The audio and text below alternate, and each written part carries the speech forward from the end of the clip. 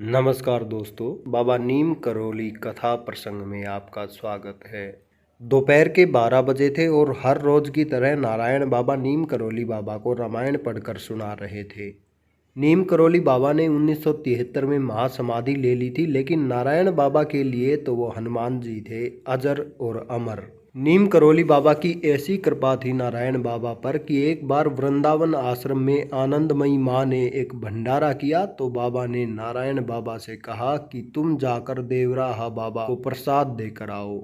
देवराह बाबा यमुना तीरे रहा करते थे और किसी किसी को ही दर्शन दिया करते थे। उनके बारे में कहा जाता है कि उनकी कोई उम्र कभी पता नहीं कर पाया।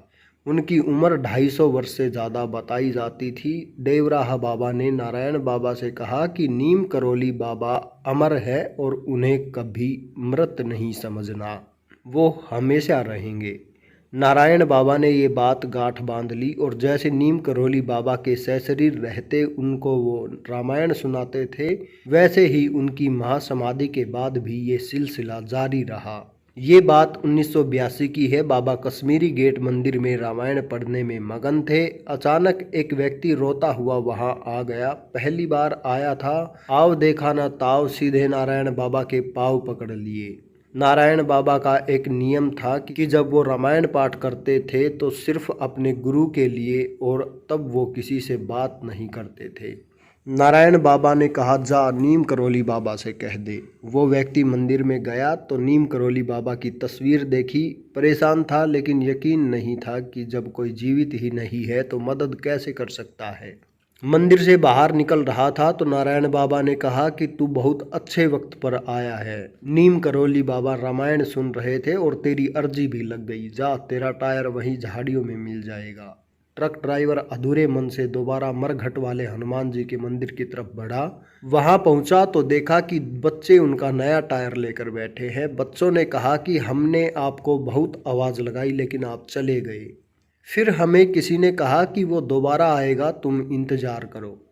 टायर पाकर वो तो खुशी सा हो गया। दोबारा पहुंचा नारायण बाबा के पास, बोला आपका कहा सच हो गया और मैं बच गया। पाँव छूकर बोला, बाबा मैं एक भंडारा करना चाहता हूं यहाँ पर। नारायण बाबा ने मना किया, बोले कि अपने बच्चों को मिठाई खिला देना, लेकिन ट्रक ड्राइवर अड़ गया और बोला मैं गरीब हूँ लेकिन भक्त हूँ मैं भी। उनकी जिद पर नारायण बाबा ने कहा कि अगले मंगलवार को 1.25 मणी खीर बना लाना, उतना ही काफ़ी है। उसकी जिद पर नारायण बाबा ने कहा कि अगले मंगलवार को 1.25 मणी खीर बना लाना, उतना ही काफ़ी है। उसने तुरंत हाँ भर ली, लेकिन कहा कि मैं लोग नहीं जुटा पाऊंगा, आप कुछ लोगों को निमंत्रण दे दीजिएगा। बाबा ने हाँ भर ली। वो व्यक्ति घर पहुंचा, आप बीती पत्नी को भाई को सुनाई और अगले मंगलवार को 1.25 मणी भंडारे के बारे में भी बताया। पत्नी, भाई और बच्चों ने कहा कि ऐसे दिव्य मंदिर हम भी चलेंगे। पत्नी ने बिना बताए अपने परिवार को भी न्योता दे दिया।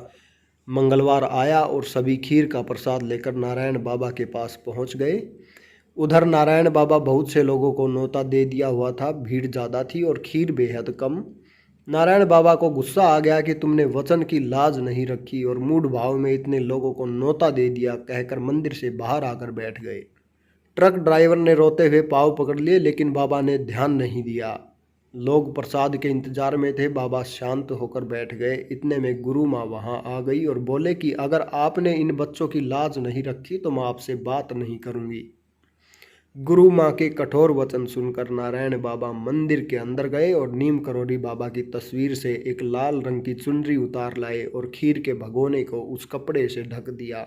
नीम करोली बाबा को भोग लगाने के बाद प्रसाद बांटने का काम शुरू हुआ। तकरीबन 50 लोग वहां मौजूद थे और न जाने कहां से लगभग 100 लोग और आ गए। ट्रक ड्राइवर डर के मारे एक पेड़ के नीचे बैठ गया। गुरु माँ ने प्रसाद बांटने का काम शुरू किया। एक एक कर सभी लोगों को भरपेट खीर मिलने लगी। ये देखकर ट्रक ड्राइवर खुशी से झूम गया। सबको खीर मिली और अंत में नारायण बाबा और ट्रक ड्राइवर को खीर मिलनी रह गई।